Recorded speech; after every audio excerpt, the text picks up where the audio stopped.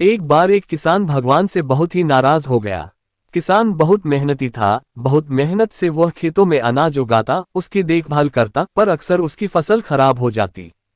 कभी सूखा पड़ जाता, कभी बाढ़ आ जाती, कभी तेज धूप, कभी आंधी, कोई न कोई कारण बन ही जाता कि उसकी फसल खराब हो जाती।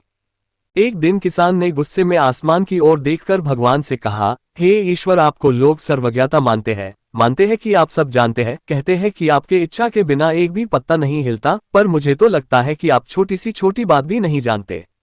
आपको तो ये भी नहीं पता कि खेती बाड़ी कैसे करते हैं। अगर आप जानते तो हर समय जो बाढ़, आंधी और तूफान आते हैं वो कभी नहीं आते। आप नहीं जानते कि कितना नुकसान उठाना पड़ता है हम किसानों को। यदि आप मेरे हाथ में ये शक्ति दे दे कि जैसा मैं चाहूं वैसा मैं मौसम कर दूं, फिर आप देखना मैं अन्न के भंडार लगा दूंगा।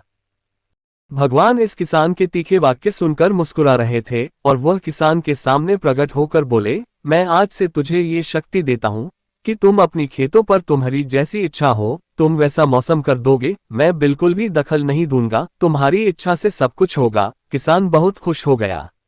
किसान ने गेहूं की फसल अपनी खेतों में बोई। जब उसे लगा कि खेतों को धूप चाहिए तो खेतों को धूप मिले, जब पानी बरसना चाहिए तभी पानी बरसा। आंधी, तूफान, बाढ़ कुछ भी उसने अपने खेतों पर आने नहीं दिया। किसान के खेत में इस वर्ष ऐसी फसल हुई जैसी कभी नहीं हुई थी।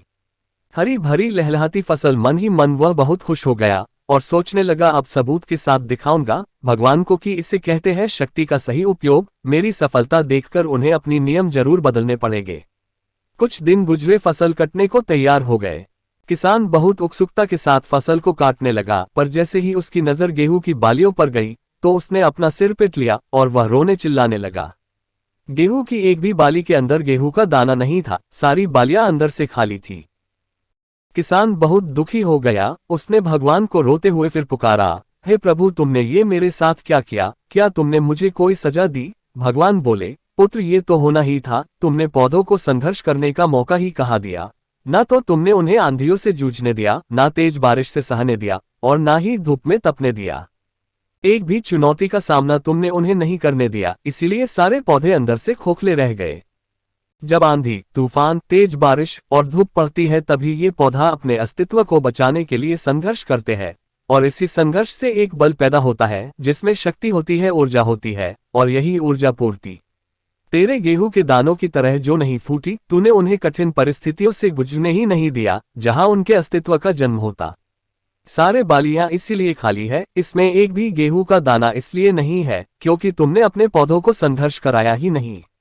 याद रखिए, स्वर्ण में स्वर्णीय आभा तभी आती है जब वह आग में तपने, गलने और हथौड़े से पीटने जैसे संघर्षों से गुजरता है। कोयले का टुकड़ा हीरा तभी बनता है जब वह उच्च दाब और उच्च ताप की मुश्किल परिस्थितियों से गुजरता है। इसी तरह यदि हमारी जिंदगी में कोई संघर्ष ही ना हो, कोई चुनौती ही ना हो, तो हम भी गेहूं की बालियों की तरह खोखले रह जाएंगे, कोई अस्तित्व नहीं होगा हमारा। विपरीत परिस्थितियां, चुनौतियां, समस्याएं हमें और अधिक निखारती है। यदि जीवन में कठिन परिस्थितियां और चुनौतियां आए तो घबराना मत, बल्कि सामना करना। विश्वास करना कि आप और अधिक निखर जाओगे और अधिक मजबूत बन जाओगे। किसी ने कितना सही कहा है, जिंदगी जीना आसान नहीं होता, बिना संघर्ष कोई महान नहीं होता। जब तक ना पड़े हथौड़े की चोट तब तक पत्थर भी भगवान नहीं होता। जो मुस्कुरा रहा है उसे दर्द ने पाला होगा, जो चल रहा है उसके पांव में छाला होगा। बिना संघर्ष के इंसान चमक नहीं सकता, जो जलेगा उसी दिए में उजाला होगा।